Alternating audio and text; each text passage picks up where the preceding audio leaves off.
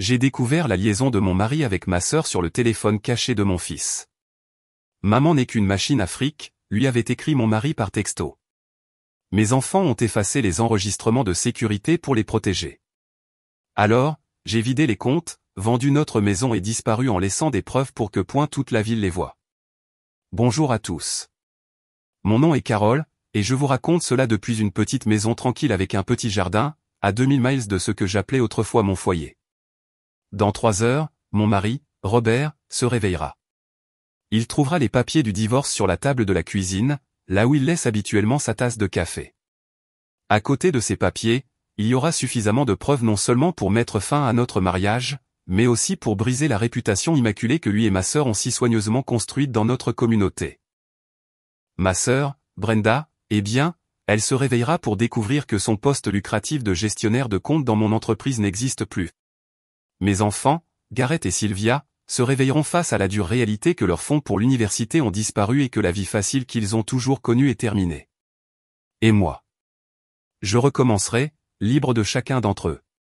Mais laissez-moi commencer par le début. Vous devez comprendre l'ensemble du tableau. J'ai 38 ans, ou du moins c'est l'âge que j'avais quand tout cela a commencé. Je suis marié depuis 19 ans, depuis que j'étais pratiquement une enfant moi-même. J'ai rencontré Rob à l'université, et je suis tombée follement amoureuse. Il était charmant, beau, l'âme de la fête. J'étais la discrète, l'ambitieuse. J'ai bâti mon agence de marketing et de relations publiques à partir de rien. Je l'ai commencé dans une chambre d'amis avec rien d'autre qu'un ordinateur portable d'occasion et une bonne dose de cran, vivant de nouilles instantanées et de pure détermination. C'est aujourd'hui une entreprise de plusieurs millions de dollars avec des clients dans tout le pays. Pendant que je travaillais 80 heures par semaine, mon mari Rob est resté à la maison pour élever nos 2 enfants. C'était un accord que nous avions passé. Je construirais l'empire et il gérerait le front domestique. Notre fils Gareth a 17 ans. Notre fille Sylvia en a 15. Ma sœur cadette Brenda travaillait pour moi. Je lui ai donné un travail quand personne d'autre ne voulait d'elle. Fraîchement sortie d'un divorce compliqué, sans réelle compétence. Je l'ai formée, je l'ai guidée, et elle est finalement devenue une gestionnaire de compte senior. De l'extérieur, nous étions la famille modèle de la réussite. Nous avions la grande maison dans la belle banlieue, celle que j'avais conçue moi-même avec l'architecte. Nous avions les dîners du dimanche où tout le monde riait. Rob racontant des histoires sur les dernières frasques des enfants, Brenda se plaignant avec enjouement de ses clients impossibles. Nous avions les vacances familiales exotiques, une semaine à Hawaï chaque printemps, du ski à Aspen pour Noël, le tout payé par le succès de mon entreprise. Je me souviens d'un voyage à Maui il y a quelques années. Je venais de conclure le plus gros contrat de ma carrière. Je les ai tous surpris avec des billets en première classe. Je me souviens avoir regardé Rob et Brenda rire en essayant de surfer, avec les enfants qui les encourageaient depuis la plage. J'ai pris une photo de ce moment. Les 4, en silhouette contre le coucher de soleil, l'air si heureux, si parfait. Je me suis dit, voilà, c'est pour ça que je travaille si dur. En regardant cette photo maintenant, je réalise que j'étais la seule à ne pas être sur la photo. J'étais toujours celle derrière l'appareil, celle qui finançait la scène. J'étais l'architecte d'une vie que je ne vivais même pas vraiment. Nous étions le package complet, le rêve américain, poli jusqu'à la perfection. Il y a environ 2 ans, j'ai commencé à remarquer des choses, de petites choses, le genre de choses que l'on ignore parce que l'alternative est tout simplement trop terrifiante à envisager. Au début, c'était Rob. Il a rejoint un club de tennis haut de gamme, un endroit que je savais qu'il ne pouvait pas se permettre s'il payait lui-même. Il a commencé à acheter de nouveaux équipements de sport coûteux, et devenu obsédé par son régime. Il ne se contentait pas de se mettre en forme, il se pomponnait. Il a commencé à s'habiller différemment, pas de manière négligée, juste avec plus d'effort, comme s'il essayait d'impressionner quelqu'un. Un après-midi, je suis passé au club pour le surprendre, peut-être pour taper quelques balles. Je l'ai trouvé sur le patio en train de rire avec un groupe de personnes, et quand il m'a vu, son sourire a vacillé une seconde. Il m'a présenté, bien sûr, mais il semblait troublé, impatient que je parte. J'ai mis ça sur le compte du fait qu'il était dans son élément avec ses nouveaux amis et que j'étais une intruse. Puis ma sœur Brenda a commencé à venir plus souvent. Elle passait après le travail pour discuter de projets, même si nous avions déjà tout couvert au bureau. Elle et Rob s'asseyaient dans la cuisine, buvant mon vin, riant de blagues privées pendant que j'étais à l'étage en train d'essayer de décompresser d'une longue journée. Je descendais pour prendre de l'eau et leur conversation s'arrêtait net. « Oh, Carole, nous parlions juste du comte Henderson, disait Brenda, un peu trop vite. » Je parcourais mes relevés de cartes de crédit et je voyais de petites dépenses, des choses qui ne collaient pas tout à fait. Un café pour deux dans un petit café de l'autre côté de la ville un mardi matin. Un déjeuner dans un bistrot près de l'appartement de Brenda un jour où Rob était censé faire des courses. Je lui posais la question, et il avait toujours une excuse plausible. Oh, oui. J'ai retrouvé Brenda là-bas pour lui donner des dossiers qu'elle avait laissés à la maison. Tout cela avait du sens si on ne se permettait pas d'y réfléchir trop profondément. Et les enfants ont commencé à agir bizarrement avec moi. Une froideur s'est installée, sur laquelle je ne pouvais pas mettre le doigt. Les conversations s'arrêtaient à la seconde où j'entrais dans une pièce. Je demandais, « De quoi parlez-vous » Et c'était toujours la même réponse de Gareth. « Oh, de rien, maman. » De rien du tout. Un soir, j'ai entendu Sylvia au téléphone dans sa chambre. Elle chuchotait, « Non, il ne peut pas parler maintenant. Elle est à la maison. » Je suis resté figé dans le couloir, mon cœur battant la chamade. Quand elle est sortie, je lui ai demandé à qui elle parlait. « Juste une amie de l'école », a-t-elle dit, sans me regarder dans les yeux. Bon, je ne suis pas idiote, mais je ne suis pas non plus une personne paranoïaque. Je suis une personne qui résout les problèmes. Je vois une situation, je trouve une explication logique. Alors, j'ai tout expliqué. Rob traversait une sorte de crise de la quarantaine, voulant se sentir à nouveau jeune et séduisant. Ça m'allait. Brenda avait probablement des problèmes avec son propre mari, Walter, et s'appuyait sur son beau-frère pour obtenir du soutien. Peu importe. Les enfants étaient juste des adolescents, secrets et maussades. J'avais une entreprise à gérer, des salaires à payer, des clients à satisfaire. Je n'avais pas le temps de jouer les détectives pour chaque petite bizarrerie dans ma propre maison. C'était mon erreur. Ma plus grande erreur, ne pas être assez paranoïaque. La vérité a éclaté il y a 2 semaines, et ce n'était pas une confrontation dramatique. C'était silencieux et banal, et c'est arrivé par pur accident. Mon fils Gareth m'a demandé d'emprunter ma tablette. Il a dit qu'il avait égaré la sienne. Je savais que je l'avais vu dans sa chambre plus tôt dans la journée, sur son bureau, sous une pile de manuels scolaires. Je suis donc monté dans sa chambre pour la prendre. La chambre était en désordre, comme d'habitude. Des vêtements par terre, des livres partout. Alors que je la cherchais, j'ai renversé une pile de livres près de sa table de chevet. Niché derrière eux, presque complètement caché, se trouvait un vieil iPhone. Ce n'était pas son téléphone actuel. C'était un ancien modèle, un que je n'avais pas vu depuis des années. C'était juste bizarre. Mon premier réflexe a été de le remettre en place. De le laisser tranquille. C'était son espace privé. Mais quelque chose m'a poussé à le prendre. Une petite voix au fond de ma tête que j'ignorais depuis 2 ans m'a finalement hurlé dessus. Ma main tremblait légèrement lorsque j'ai appuyé sur le bouton d'alimentation. Il s'est allumé. Il avait encore de la batterie et il n'était pas verrouillé. Pendant une seconde, j'ai juste fixé l'écran, mon cœur martelant contre mes côtes. Je pouvais encore faire marche arrière. Je pouvais poser le téléphone, m'en aller, et continuer à vivre dans mon illusion confortable et ordonnée. Mais je savais que je ne pouvais pas. Je devais savoir. J'ai ouvert l'application de messagerie. Ce que j'ai trouvé sur ce téléphone n'a pas seulement brisé mon cœur. Il l'a pulvérisé. Il a pris tout ce que je pensais savoir sur ma vie, ma famille, ma propre réalité, et il a tout réduit en poussière. 2 ans de messages. 2 ans entre mon mari Rob et ma sœur Brenda. Ce n'était pas juste une liaison sordide. Ils étaient amoureux. Ils planifiaient un avenir. Ils parlaient de moi constamment, pas avec colère, mais avec un mépris froid et dédaigneux. J'étais un obstacle. J'étais la machine à fric qui finançait leur future vie ensemble. J'ai lu des messages où ils se moquaient d'une robe que je portais à un dîner d'entreprise. J'ai vu des textos où Rob se plaignait de devoir jouer le mari attentionné quand j'étais stressé par le travail. Juste à jouer le mari aimant un peu plus longtemps jusqu'à ce que la nouvelle ligne de produits soit lancée, disait un de ces textos. Alors le règlement du divorce sera énorme. On pourra enfin avoir cette maison à Napa. La réponse de Brenda, pense juste au vignoble. Accroche-toi à cette pensée. Il y avait des centaines de photos. Des centaines. Dans mon lit, sur mon canapé, dans sa voiture, celle que je lui avais achetée pour son 40e anniversaire. Il y avait même des photos prises dans mon bureau au travail, un week-end où j'étais en déplacement pour une conférence. L'arrogance pure de la chose m'a coupé le souffle. Il riait, trinquant avec mon champagne du mini-frigo du bureau, assis sur ma chaise. Mais ce n'était pas le pire. Le pire, c'était les messages avec mes enfants. Ils savaient. Ils savaient depuis plus d'1 an. Et ils n'étaient pas de simples observateurs silencieux. Ils étaient des participants actifs. Mon fils Gareth, celui à qui j'ai appris à faire du vélo, celui dont j'avais pensé chaque genou écorché, il était dans le coup. Il y avait des textos de Rob. Salut fiston, Brenda passe. Peux-tu t'assurer que les enregistrements de la caméra de l'allée de 14h à 16h sont effacés? La réponse de Gareth, compris, papa. Ma fille Sylvia, ma petite fille. Elle était la Libye.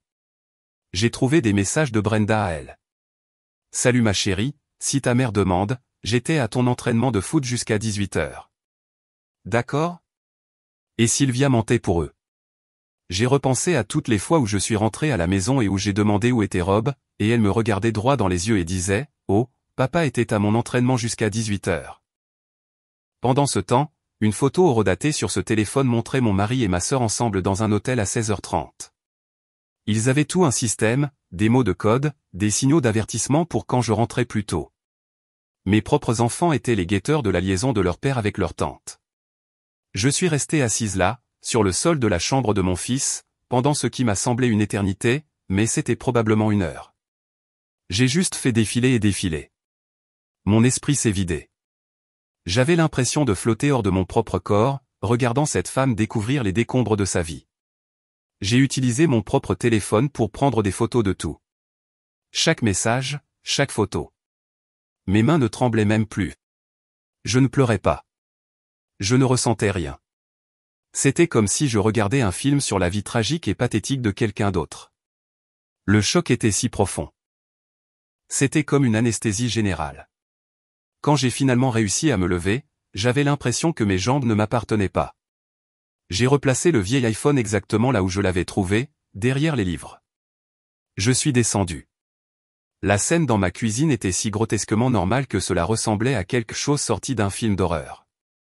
Mon mari était au fourneau, fredonnant sur la radio, préparant mon plat de pâtes préféré.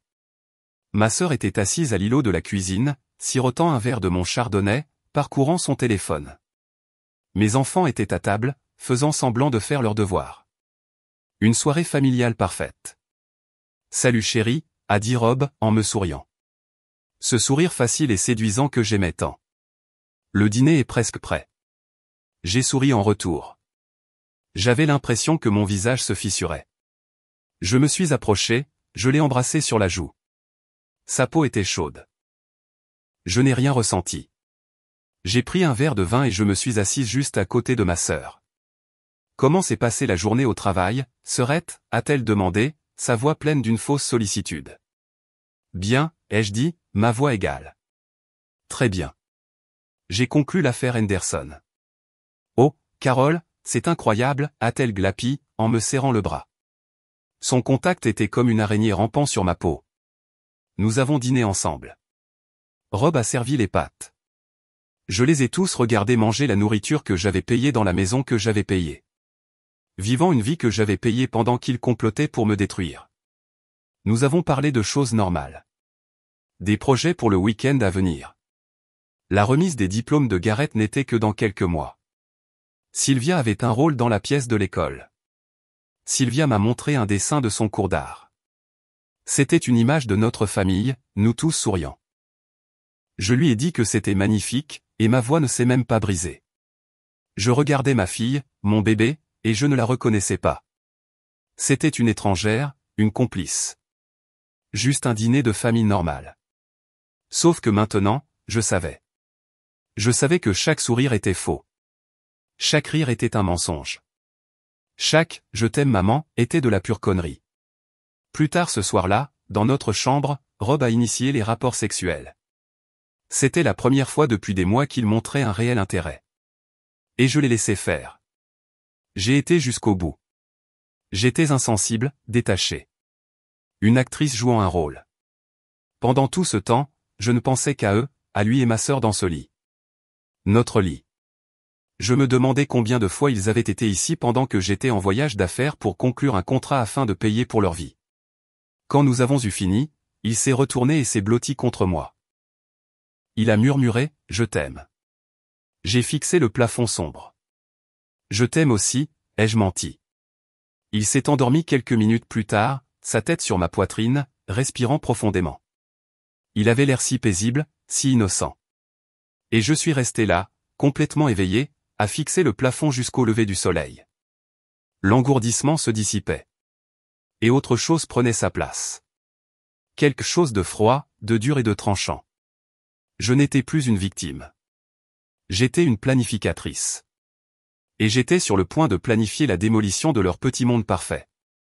Beaucoup de gens, peut-être même certains d'entre vous qui écoutez, diraient probablement que j'aurais dû les confronter sur le champ. Crier, pleurer, jeter des objets, régler mes comptes. J'y ai pensé. Je me suis imaginé descendre avec ce téléphone, le jeter sur la table et regarder leur visage s'effondrer. Mais ensuite, quoi? Une dispute sale et laide. Des dénégations, des mensonges. Rob m'aurait traité d'hystérique. Brenda aurait joué la victime. Il m'aurait fait douter de ma santé mentale, m'aurait dit que j'étais folle, que j'interprétais mal les choses. Ils auraient retourné la situation et, d'une manière ou d'une autre, en auraient fait ma faute. La défense classique, tu n'étais jamais à la maison, tu travaillais toujours. Non, j'ai appris une chose en dirigeant une entreprise pendant 15 ans. Quand on frappe une seule fois, et on s'assure que ça compte. On rassemble ces informations.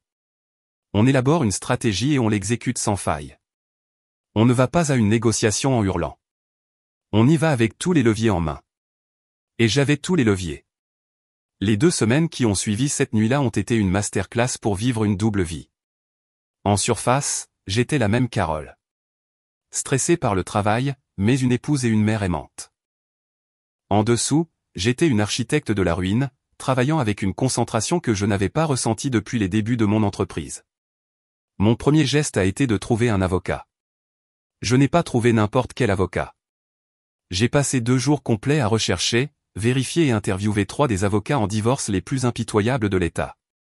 Le premier que j'ai rencontré était un homme qui n'arrêtait pas de me tapoter la main et de suggérer une thérapie de couple. Le mariage est un marathon, Carole, a-t-il dit avec condescendance.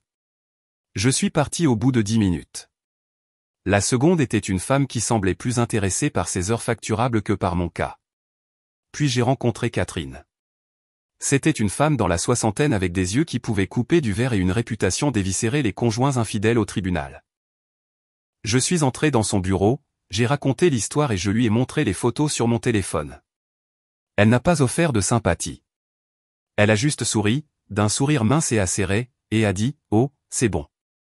C'est très, très bon. » Il s'avère que mon État a encore des lois sur l'adultère qui comptent beaucoup dans les procédures de divorce, surtout en ce qui concerne le partage des biens. Ces photos que j'ai prises, de l'or. Le fait que ma sœur était mon employée et qu'elle et mon mari avaient utilisé les biens de l'entreprise, sa voiture de fonction, son téléphone de fonction pour leur liaison, encore mieux. Catherine a appelé ça un cadeau. Cela les exposait à d'éventuelles poursuites civiles de la part de mon entreprise pour détournement des ressources de l'entreprise et manquement à l'obligation de loyauté.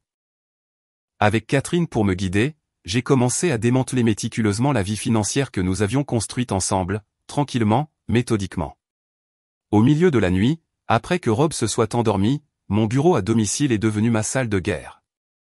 D'abord, j'ai remboursé toutes nos cartes de crédit communes jusqu'à un solde de 0, absolument toutes. Puis, j'ai appelé chaque compagnie et j'ai fermé les comptes. La raison que j'ai donnée était la consolidation financière. Le lendemain, je suis allé au service des ressources humaines de mon entreprise et j'ai fait rediriger mon virement automatique vers un nouveau compte bancaire individuel à mon seul nom. C'était une décision majeure. Le salaire qui finançait tout leur mode de vie était désormais protégé d'eux. J'ai commencé à déplacer de l'argent. Je ne pouvais pas simplement vider notre épargne commune sans déclencher l'alarme. J'ai donc commencé à faire une série de prêts légitimes à une société écran appartenant à un ami de confiance de l'université. J'ai rédigé les documents moi-même. Sur le papier, c'était un investissement commercial solide. En réalité, c'était moi qui sécurisais mon capital avant la démolition. Je suis rentré un soir et j'ai annoncé que je vendais mon bateau et la précieuse voiture de sport de Rob. Il était horrifié. Mais pourquoi, Carole? J'adore cette voiture. Nous avons tellement de bons souvenirs avec le bateau. J'ai feint l'anxiété, me frottant les tempes. Je m'étais même entraîné à avoir l'air angoissé dans la voiture en rentrant. Chérie, je suis tellement inquiète pour le marché. Je pense que nous devons être plus responsables financièrement, réduire nos luxes. Nous devons épargner plus. Ça me fait juste me sentir plus en sécurité. À ma surprise, il y a cru. Il a même passé son bras autour de moi. L'image d'un mari concerné. Bien sûr, chérie. Je ne savais pas que tu étais si stressée. Tout ce qui peut te faire sentir en sécurité. Oh, je parie qu'il était compréhensif. Moins de dettes pour lui à s'inquiéter quand lui et Brenda pensaient qu'ils allaient partir vers le coucher du soleil avec la moitié de mon entreprise. J'ai liquidé tout notre portefeuille d'investissement commun. Le marché est sur le point de s'effondrer, Rob. Fais-moi confiance, mon instinct me dit de tout retirer maintenant. Lui, qui ne connaissait pas la différence entre une action et une obligation, a simplement hoché la tête. Mon mari pensait que je traversais une sorte de crise d'anxiété financière. Il n'avait aucune idée que je me préparais à la guerre. Ensuite, l'entreprise. C'était plus délicat. Je ne pouvais pas simplement renvoyer Brenda sans dévoiler mon jeu. Alors, j'ai fait quelque chose de mieux. Je l'ai promue. Je lui ai donné un nouveau titre ronflant, directrice des opérations clients.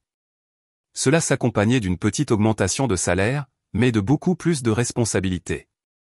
Plus important encore, cela s'accompagnait d'un nouveau contrat de travail rédigé par le cabinet de Catherine. Nichés dans les petits caractères se trouvaient des clauses qui la rendaient personnellement responsable des pertes importantes de clients ou des ruptures de contrat. J'ai commencé à lui confier les comptes les plus difficiles et les plus exigeants. J'ai aussi commencé à tout documenter. Chaque délai manqué, chaque plainte de client, chaque long déjeuner. Il y en a eu beaucoup. Et ma vie de famille. J'ai continué à jouer mon rôle. J'étais l'épouse et la mère parfaite. J'ai initié des dîners de famille. J'ai demandé aux enfants comment s'étaient passés leurs devoirs. J'ai écouté Rob parler pendant des heures de ses matchs de tennis. Mon fils Garrett est devenu un peu méfiant une fois. Il m'a trouvé dans le bureau tard un soir, en train de fixer une feuille de calcul. « Maman, tu as l'air différente ces derniers temps », a-t-il dit, hésitant à l'entrée. « Tu travailles tout le temps. Tout va bien ?» La légère inquiétude dans sa voix m'a donné envie de crier. J'ai forcé un sourire fatigué. Juste le stress du travail, mon grand. Un gros nouveau projet. C'est beaucoup de pression. Ne t'inquiète pas pour ça. Il a échangé un regard avec sa sœur, Sylvia, qui était dans le couloir. Il pensait probablement que je commençais à les soupçonner. Bien. Laissez-les transpirer un peu. La dernière pièce du puzzle était la maison. Notre magnifique maison de 800 000 $, construite sur mesure. Elle était entièrement payée et à nos deux noms. C'était ma plus grande vulnérabilité. Je ne pouvais pas les laisser en obtenir la moitié. J'ai donc créé une opportunité. J'ai dit à Rob que j'avais croisé une vieille connaissance lors d'un événement caritatif, un promoteur immobilier. Il a fait une offre sur la maison, Rob. Une offre en espèces. C'est trop beau pour refuser. Nous pouvons prendre plus petit, investir les bénéfices, penser à notre avenir. C'est la décision intelligente. Il était hésitant au début. Mais Carole, cet endroit a tellement de souvenirs. Oui, comme le souvenir de toi couchant avec ma sœur dans mon lit. Espèce de déchet, ai-je pensé. À voix haute, j'ai dit, parfois, il faut laisser le passé derrière soi pour avancer.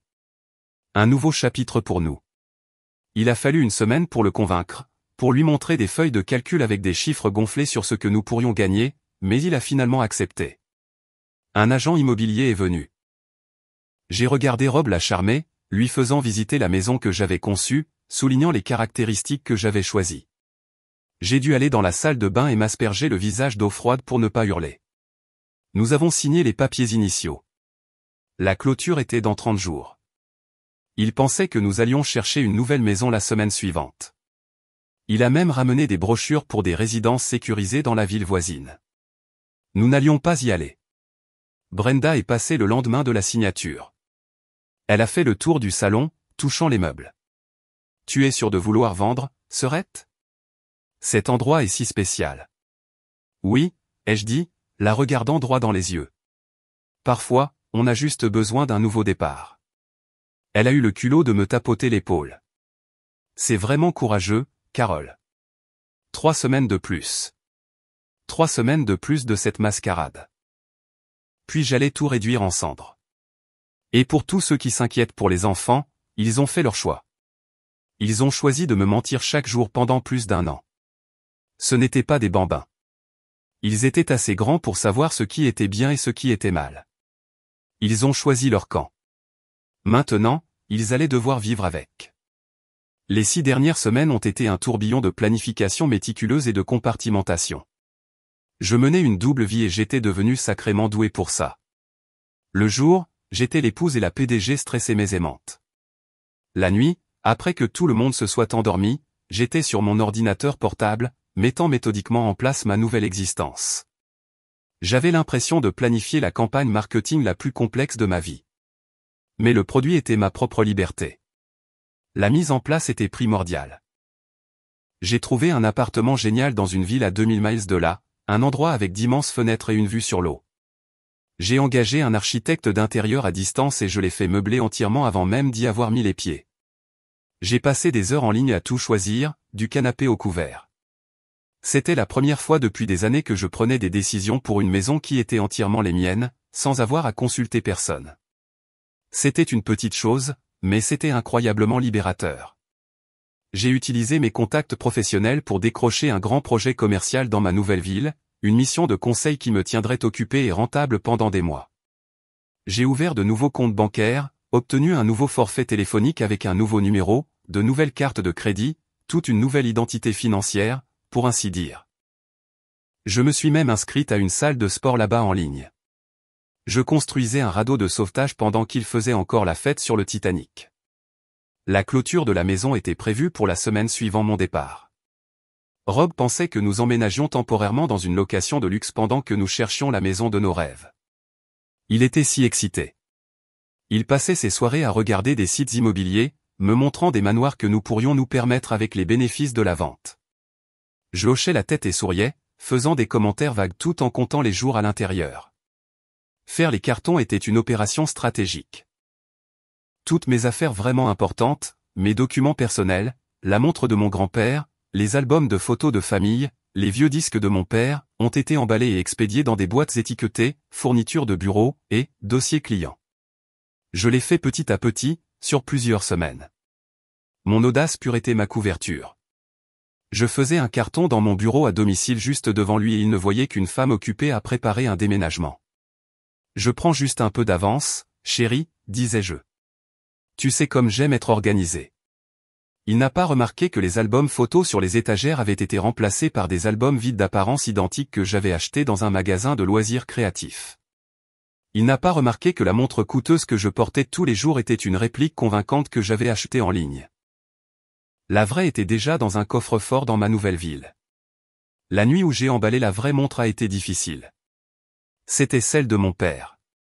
Il me l'avait donnée quand j'ai eu mon diplôme universitaire. En sentant son poids dans ma main, j'ai ressenti une vague de chagrin pour la famille que je pensais protéger, l'héritage que je pensais construire. Puis j'ai pensé à leur trahison, et le chagrin s'est durci en résolution. Je l'ai enveloppé dans du papier bulle et l'ai placé dans la boîte. J'ai même acheté un tout nouvel ensemble de mes outils professionnels préférés et je les ai fait expédier dans le nouvel espace de bureau que je louais. Ils étaient complètement inconscients. La restructuration de l'entreprise était la partie la plus délicate.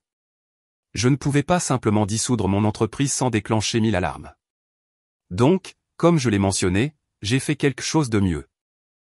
J'ai organisé une petite fête au bureau pour célébrer le nouveau titre de Brenda en tant que directrice des opérations. Elle rayonnait, savourant l'attention, faisant un petit discours sur sa gratitude pour mon mentorat et mon amour fraternel. J'ai failli m'étouffer avec mon champagne.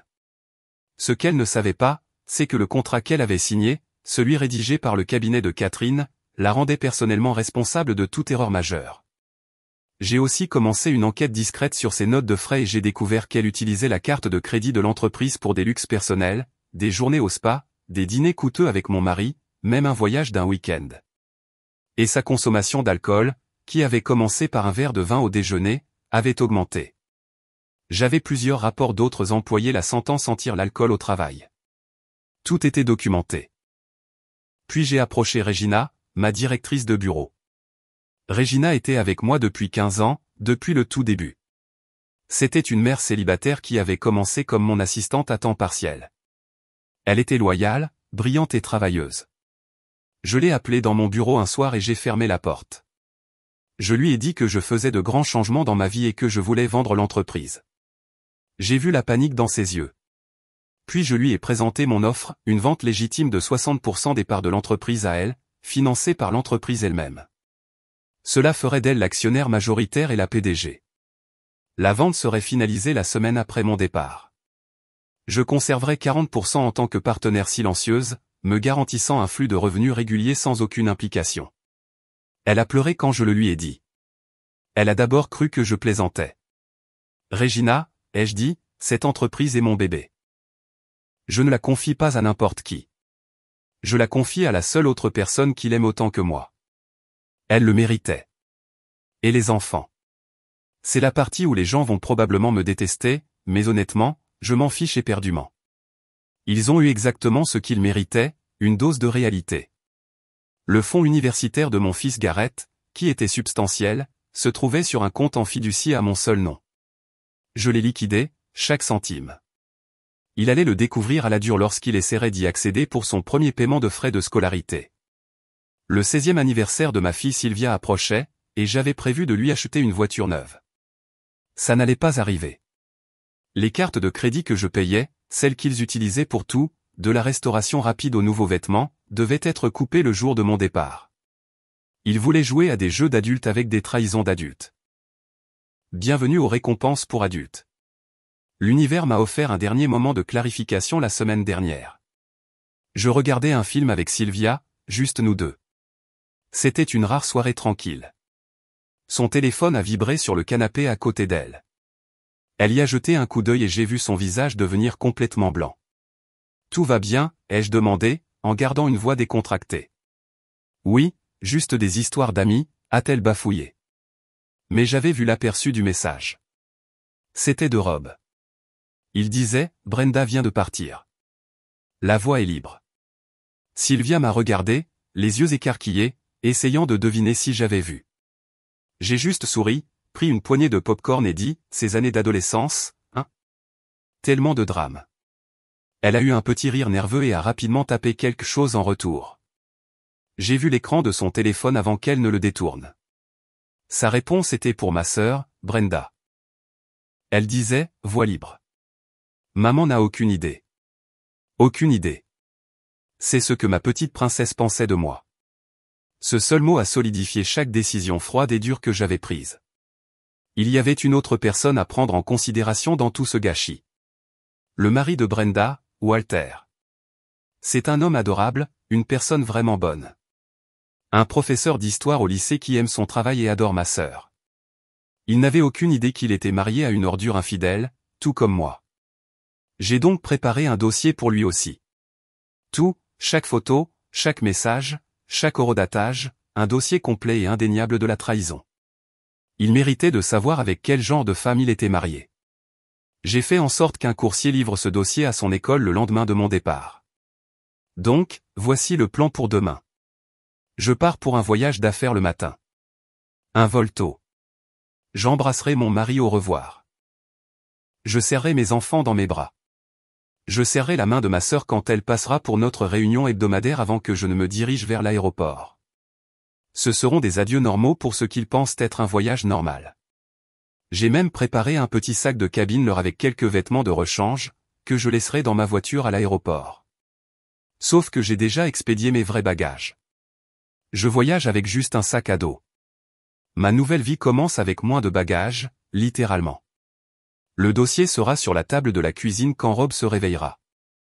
À l'intérieur, les papiers du divorce, des captures d'écran imprimées des messages les plus accablants, des relevés financiers montrant toutes les démarches légales que j'ai faites, et une clé USB avec chaque photo et message que j'ai trouvé. Il n'y aura pas de longues lettres émouvantes, pas d'explication, juste un simple post-it sur le devant. Il dira « Je sais tout ». Ne me contacte pas, communique uniquement par l'intermédiaire de mon avocate. Mon ancien téléphone sera dans le tiroir de la cuisine. Réinitialisé aux paramètres d'usine. Mon nouveau numéro est déjà actif et seulement 3 personnes l'ont. Mon avocate, Regina, et mon nouveau gérant d'immeuble. Au moment où ils liront ce mot, je serai à 30 000 pieds dans les airs, volant vers ma nouvelle vie. Catherine s'occupera de tout. La vente de la maison se fera. Ils ne peuvent plus l'arrêter maintenant. Le divorce sera simple avec la montagne de preuves. Brenda recevra sa lettre de licenciement par courrier recommandé avec un avis que toute tentative de la contester entraînera des poursuites pénales pour détournement de fonds de ma part, grâce à son utilisation créative de la carte de crédit de l'entreprise. Et les enfants, ils comprendront quand Rob ne pourra plus payer pour leur style de vie. Quand leurs fonds pour l'université auront disparu. Quand ils réaliseront que leur mère n'est pas la pauvre idiote ignorante qu'ils pensaient qu'elle était. Certains d'entre vous diront que je suis trop dur, que ce ne sont que des adolescents qui ont été manipulés. Je dis, foutaise. Mon fils est à quelques mois d'être un adulte légal. Ma fille a fait des choix conscients chaque jour pour me mentir en face. Ils savaient que c'était mal. C'est pourquoi ils l'ont caché. Ils ont choisi leur père. Ils ont choisi leur tante. Ils ont choisi la tromperie. Maintenant, ils vont devoir vivre avec ces choix. Dans 36 heures, je serai dans mon nouvel appartement, dans ma nouvelle ville, commençant ma nouvelle vie. Et ils seront au milieu de la putain de tempête qu'ils ont créée. J'ai construit ma vie à partir de rien une fois. Je le referai, mais cette fois, je le ferai sans serpent dans ma maison. Le vol était surréaliste. Pendant cette heure, j'étais dans les limbes, suspendu entre deux vies. Je n'ai pas regardé de film. Je n'ai pas lu. J'ai juste regardé par le hublot les nuages, le premier vrai silence que j'avais eu dans ma tête depuis des mois. La matinée avait été un tourbillon de sourires forcés. Le câlin que j'ai fait à Sylvia ressemblait à celui d'une étrangère. Gareth m'a fait un rapide câlin d'un bras avant de plonger son visage dans son téléphone. Rob m'a embrassé à la porte. Fais bon voyage, chérie. Appelle-moi quand tu atterris. J'ai conduit jusqu'à l'aéroport en pilote automatique, ma ville semblant étrangère dans le rétroviseur. J'ai laissé la voiture dans le parking longue durée, j'ai déposé le sac leur dans le coffre, et je suis entré dans le terminal avec rien d'autre que mon sac à dos et un aller simple vers mon avenir. J'ai atterri à midi. À 12h30, alors que j'étais dans un taxi en direction de mon nouvel appartement, mon nouveau téléphone, celui dont seulement 3 personnes avaient le numéro, a commencé à vibrer. C'était Catherine, mon avocate. Le dossier a été livré, dit-elle, sa voix nette et professionnelle. Et le destinataire n'est pas content. Elle m'a dit que mon ancien téléphone, celui que j'avais laissé derrière moi, faisait exploser le répondeur de son cabinet. Au moment où je me suis enregistré dans mon nouvel immeuble, j'avais 47 appels manqués de divers numéros appartenant à Rob, Brenda et mes parents. Je n'ai répondu à aucun. Je suis resté au milieu de mon nouvel appartement, magnifiquement meublé et complètement vide, écoutant les bruits de la ville par ma fenêtre, et j'ai ressenti un profond sentiment de paix. La tempête éclatait, et j'étais en sécurité dans son œil. La merde n'a pas seulement frappé le ventilateur. Elle a frappé tous les ventilateurs dans un rayon de 10 miles. Selon Catherine, qui avait une certaine satisfaction sinistre dans la voix en racontant les événements des jours suivants, Rob a trouvé le dossier vers 7 heures du matin en allant se faire un café. Son premier appel a été à son bureau, hurlant, pleurant, exigeant de savoir où j'étais. Elle lui a donné la réplique glaciale qu'elle avait préparée, « Mademoiselle Evans m'a engagé pour la dissolution de son mariage. Toute communication passera par moi. Elle ne répondra à aucune tentative de contact direct. » Brenda s'est présentée à la maison à 8 heures, probablement convoquée par un appel frénétique de Rob. Apparemment, la dispute qui a éclaté entre eux était légendaire. Catherine avait une source, une voisine curieuse qui était une ancienne cliente à elle, qui a rapporté une énorme dispute à grands cris sur la pelouse. Accusation, récrimination, tout le spectacle hideux. La voisine a appelé la police, signalant un trouble à l'ordre public. Magnifique. Les deux tourtereaux se retournant enfin l'un contre l'autre quand la machine à fric avait disparu. Cet après-midi-là, mon fils Gareth a essayé d'accéder à son fonds universitaire pour verser un acompte pour sa chambre de dortoir à l'université d'État où il était si fier d'avoir été accepté. Surprise, connard. Le compte était vide. Catherine a dit qu'il avait appelé son bureau complètement déconcerté, demandant s'il y avait eu une sorte d'erreur bancaire. Elle l'a informé qu'il n'y avait pas d'erreur. Les fonds, qui étaient uniquement à mon nom, avaient été légalement retirés par moi. Apparemment, il s'est mis à pleurer au téléphone avec son assistante juridique. Ma fille Sylvia a eu sa dose de réalité à la cafétéria de l'école. Elle a essayé d'acheter son déjeuner et sa carte de débit a été refusée. Bienvenue dans le monde réel, princesse. Ses amis ont dû lui avancer l'argent. L'humiliation ne faisait que commencer. Les retombées immédiates n'étaient que le début.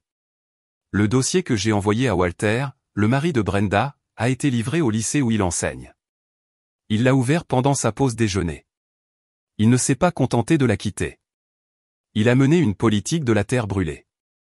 Il a tout posté, les messages, les photos, toute l'histoire sordide sur sa page Facebook. Il a écrit un long message déchirant sur la trahison, la confiance et les 2 personnes qui avaient détruit sa famille. Il a identifié Rob. Il a identifié Brenda. Il a identifié notre groupe communautaire local. Toute la ville était au courant en quelques heures. Rob et Brenda ont essayé de limiter les dégâts.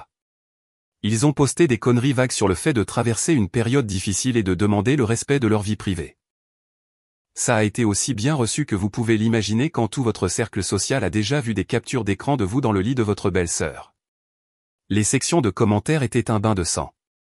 La situation au travail a explosé le lendemain matin.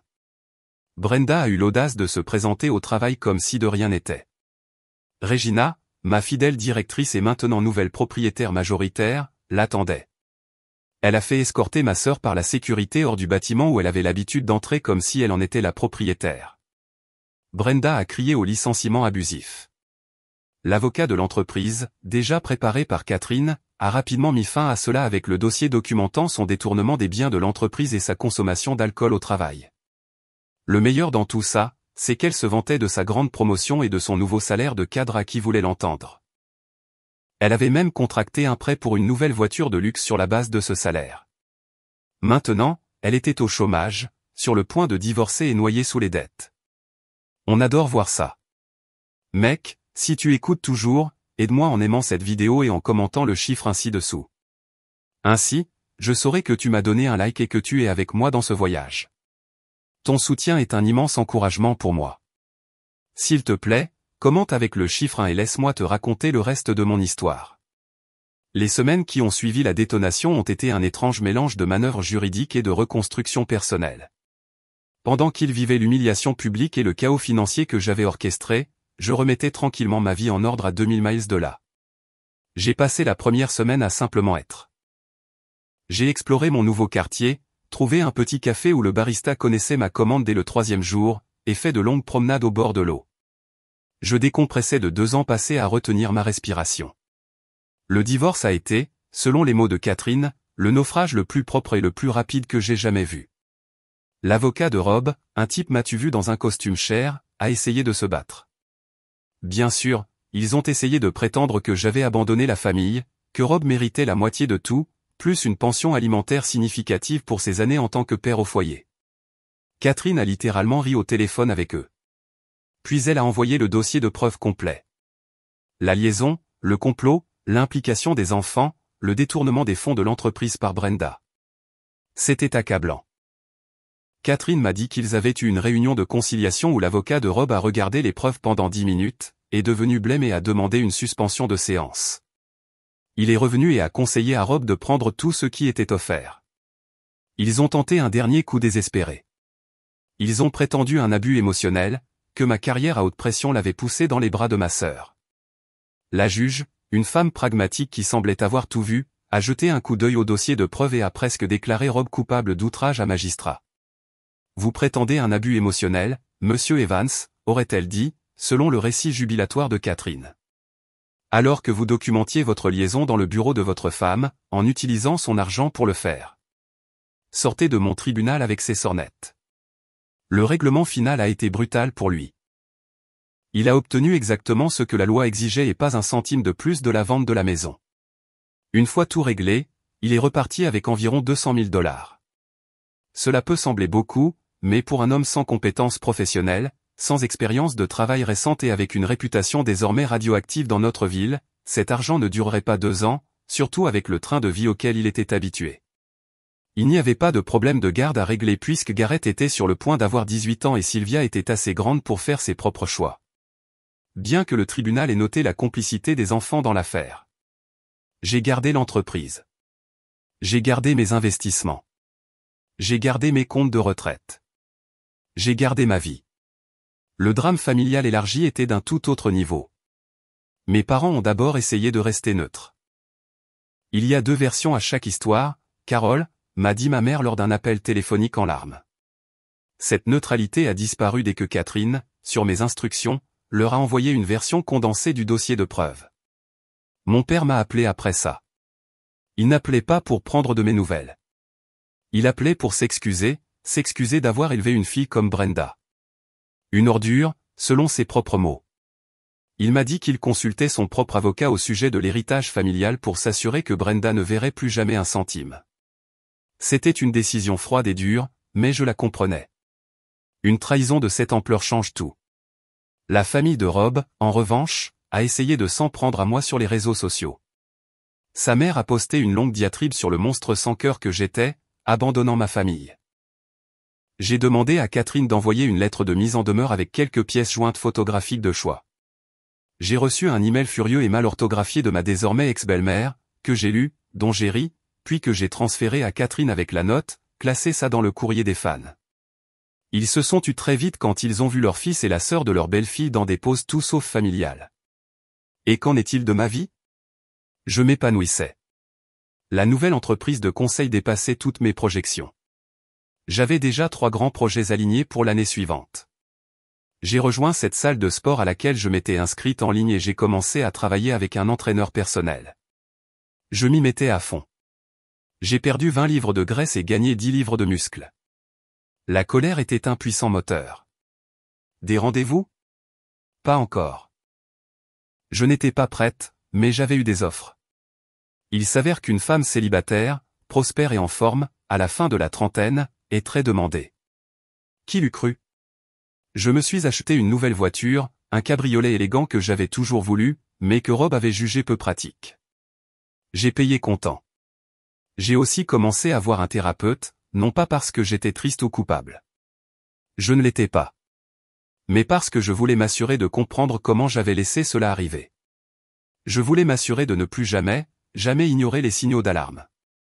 Elle m'a aidé à réaliser que je n'avais pas seulement été trahi par ma famille. Pendant des années, je m'étais trahi moi-même en ignorant mes propres instincts. Aux dernières nouvelles, par le biais de vieilles amies, Rob vivait dans un appartement de 2 chambres et travaillait dans la vente au détail dans un grand magasin. Brenda squattait chez des amis, incapable de trouver du travail parce que notre industrie est petite et que tout le monde sait ce qu'elle a fait. Walter, son ex-mari, a pris leurs enfants et est retourné dans sa ville natale dans un autre état. Ils allaient bien. Les enfants, c'est la partie la plus difficile à aborder. C'est là que la colère se mêle à quelque chose qui ressemble beaucoup à du chagrin. Des funérailles pour les enfants que je pensais avoir. Ce n'était pas une colère propre et simple. C'était désordonné et compliqué, et ça m'empêchait de dormir la nuit. Mon fils Gareth a dû se démener pour obtenir des prêts étudiants. Son rêve d'aller à la grande université d'État s'était envolé. Il s'avère que lorsque papa n'est pas là pour tout payer, cette inscription gratuite au Community College commence à paraître plutôt bien.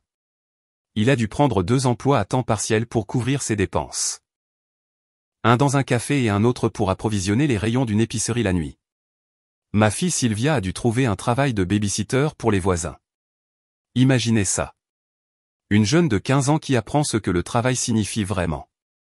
Ils ont tout essayé pour me contacter. Ils ont créé de nouveaux comptes sur les réseaux sociaux. Ils ont envoyé des emails depuis de nouvelles adresses. Ils ont même demandé à leurs amis d'essayer de me joindre. Bloqué. Bloqué. Bloqué. Un soir, j'ai vu un appel entrant d'un numéro que je ne reconnaissais pas. Je l'ai laissé aller à la messagerie vocale. C'était Sylvia. Maman, s'il te plaît, sanglotait-elle au téléphone. S'il te plaît, rappelle-moi. Je suis tellement désolé. Tu me manques.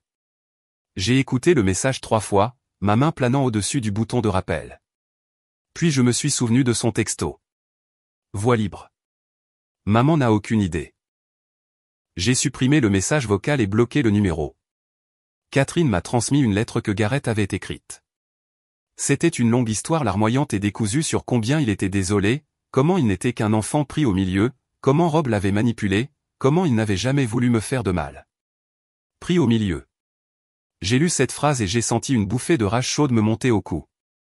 J'ai juste fixé le mur, la lettre me semblant lourde dans ma main. J'ai disséqué ces mots pour mon public, soulignant le langage passif. Il était pris, pas j'ai fait un choix. Il était manipulé, pas j'ai choisi de croire les mensonges parce que c'était plus facile. Tu n'as été pris dans rien du tout, petit con. Tu as activement effacé des enregistrements de sécurité. Tu étais un complice. Quelques mois plus tard, pour son 16e anniversaire, j'ai reçu une lettre de Sylvia. C'était 2 pages d'excuses, de regrets et de promesses de tout arranger. Elle a inclus une photo de nous quand elle était petite. Une photo de moi la tenant sur mes épaules à la plage.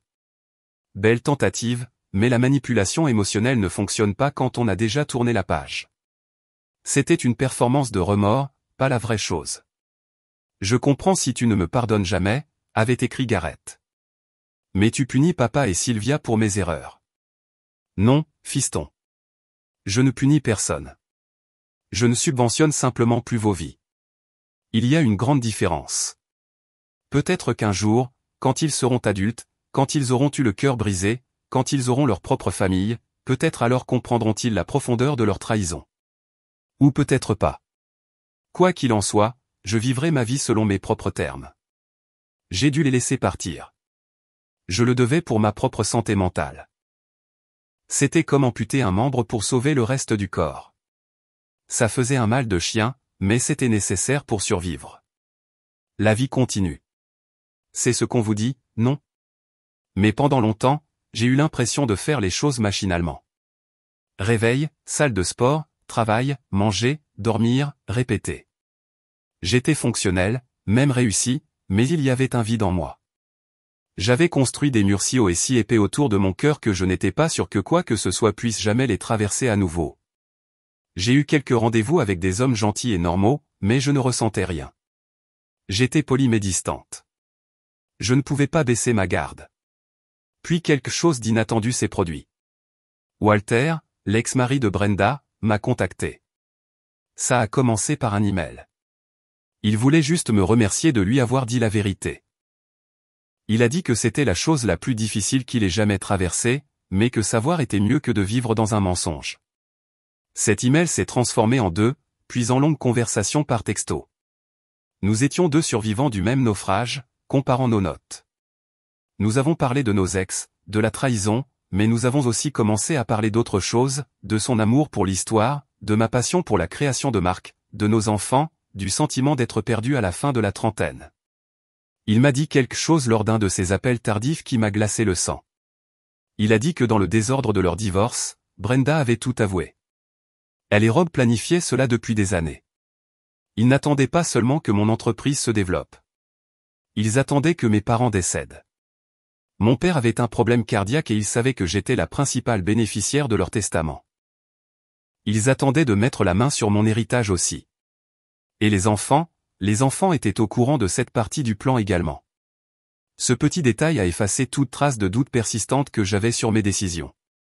Ce n'était pas une erreur. C'était un complot. Après quelques mois de discussion, Walter a mentionné qu'il envisageait un changement. Son district scolaire était un désastre et il voulait un nouveau départ pour lui et ses enfants. Ma nouvelle ville, a-t-il noté, avait l'un des meilleurs systèmes scolaires publics du pays. Était-ce compliqué? Peut-être. Est-ce que ça m'importait? Non. Il a déménagé ici le mois dernier. Nous y allons doucement. Nous nous sommes vus pour un café. C'était gênant au début. 2 personnes liées par un traumatisme affreux. Mais ensuite, nous avons commencé à parler et c'était facile. Il était gentil, drôle et honnête. C'est agréable d'être avec quelqu'un qui a de l'intégrité, quelqu'un qui comprend. Nous ne sommes que des amis pour l'instant, mais c'est une base. J'ai acheté une maison. Rien d'aussi chic que mon ancienne, mais elle est à moi. 3 chambres, 2 salles de bain, une piscine et un bureau à domicile dédié où je peux travailler sans que quelqu'un me harcèle à propos du bruit. J'ai même commencé à donner un cours de gestion de petite entreprise à temps partiel au community college local. Ça fait du bien de redonner, d'aider de jeunes ambitieux à éviter certaines des erreurs que j'ai commises. Je suis dans la meilleure forme de ma vie. J'ai commencé la boxe. Il y a quelque chose d'incroyablement thérapeutique à frapper un sac de frappe quand on imagine certains visages dessus. Je me suis fait de solides amis à la salle de sport, des gars et des filles qui valorisent l'honnêteté et le travail acharné. Le divorce a été finalisé il y a 2 mois. Le divorce le plus propre que Catherine ait jamais vu, a-t-elle dit. Pourquoi? Parce que les preuves étaient si accablantes qu'il n'y avait plus rien à contester. Les gens me demandent si je le regrette. Si je regrette d'avoir tout fait exploser, si j'aurais dû essayer la thérapie, essayer de pardonner, essayer de maintenir la famille unie pour les enfants. Voici ma réponse. Putain que non. Ils n'ont pas seulement trompé. Ils ont conspiré. Ils ont comploté. Ils ont fait de moi une idiote dans ma propre maison, à mes propres frais. Mes enfants, les 2 personnes pour qui j'aurais donné ma vie, m'ont regardé dans les yeux chaque jour et ils ont menti. Ils ont aidé leur père à me trahir. Ils savaient à quel point je travaillais dur pour eux, pour notre vie, et ils ont craché dessus. Certaines personnes pourraient pardonner cela. Certaines pourraient dire, maintenez la famille unie quoi qu'il arrive. Ces gens sont meilleurs que moi. Ou peut-être sont-ils plus faibles. Cela dépend de votre point de vue. Je me suis choisi, pour la première fois en 19 ans. Je me suis choisi et je ne suis pas désolé. Il y a 2 semaines, à l'improviste, mon nouveau téléphone a sonné. C'était un ancien numéro que j'avais oublié avoir donné au cabinet de notre dentiste familial il y a des années. J'ai failli ne pas répondre, mais la curiosité l'a emporté. C'était Rob. Je ne sais pas comment il a eu le numéro. Sa voix était différente. Plus faible, abattue. « Carole, s'il te plaît », a-t-il dit. Juste 5 minutes. J'ai besoin de te dire quelque chose. J'ai failli raccrocher, mais j'ai écouté. Je voulais l'entendre. Tu as tout détruit, a-t-il dit, la voix brisée. Les enfants me détestent. Je ne trouve pas de travail décent. Ta sœur ne veut même plus me parler. J'ai tout perdu. J'ai attendu un instant. Ma propre voix, quand elle est sortie, était calme et stable. Non, Rob. Tu n'as pas tout perdu. Tu as tout jeté par-dessus bord. J'ai juste arrêté de ramasser derrière toi. Je t'aimais, a-t-il dit, et ça sonnait pathétique. Vraiment. C'est juste que. J'étais confus. Pendant 2 ans, ai-je demandé. Le silence à l'autre bout du fil était ma réponse. Je pouvais l'entendre respirer, un son tremblant et superficiel. Finalement, il a posé la question que je savais qu'il allait poser. Es-tu heureuse? Est-ce que détruire notre famille en valait la peine? Et c'est là que tout est devenu limpide. Je ne ressentais plus de colère. Je ressentais juste de la pitié. Je n'ai pas détruit notre famille, Rob, ai-je dit. Et chaque mot semblait vrai. C'est toi qui l'as fait quand tu as couché avec ma sœur. Je n'ai fait que le documenter. J'ai raccroché. Puis j'ai bloqué ce numéro aussi. Et pour faire bonne mesure, j'ai trouvé un nouveau dentiste le lendemain. Voilà donc mon histoire. J'ai 39 ans maintenant. Recommencer n'a pas été facile, mais mon Dieu, ça en valait la peine. J'aurais pu être la personne la plus mature. J'aurais pu pardonner. J'aurais pu prétendre que la trahison ne m'avait pas blessé aussi profondément qu'elle l'avait fait. Mais pourquoi? Pour sauver une famille qui a conspiré contre moi? Pour apprendre à mes enfants que la trahison n'a pas de conséquences? Pour montrer à mon mari qu'il pouvait coucher avec ma sœur et continuer à vivre dans ma maison et à dépenser mon argent? Non, merci. J'ai choisi la politique de la terre brûlée. J'ai choisi les conséquences. J'ai choisi de montrer à toutes les personnes impliquées que je ne suis pas la pourvoyeuse faible et ignorante qu'ils pensaient que j'étais. Et je le referai sans hésiter. À toute femme lisant ceci qui traverse quelque chose de similaire, vous ne devez le pardon à personne. Vous ne leur devez pas une seconde chance. Vous ne leur devez pas l'accès à la vie que vous avez bâtie. S'ils vous trahissent, brûlez tout et construisez quelque chose de mieux sur les cendres. Et à mon ex-famille, si d'une manière ou d'une autre vous lisez ceci, vous pensiez me connaître. Vous pensiez que je ne le découvrirais jamais. Vous aviez tort. Profitez bien du lit que vous vous êtes fait. Je serai dans le mien, dans ma nouvelle maison, dans ma nouvelle ville, vivant ma meilleure vie sans vous. Merci à tous d'avoir écouté mon histoire. Ça fait du bien de tout sortir enfin. Si vous avez vécu quelque chose de similaire ou si vous avez simplement des pensées à partager, veuillez laisser un commentaire ci-dessous. Je les lirai. Et n'oubliez pas d'aimer et de vous abonner si vous voulez en entendre plus. Ça compte beaucoup. Prenez soin de vous.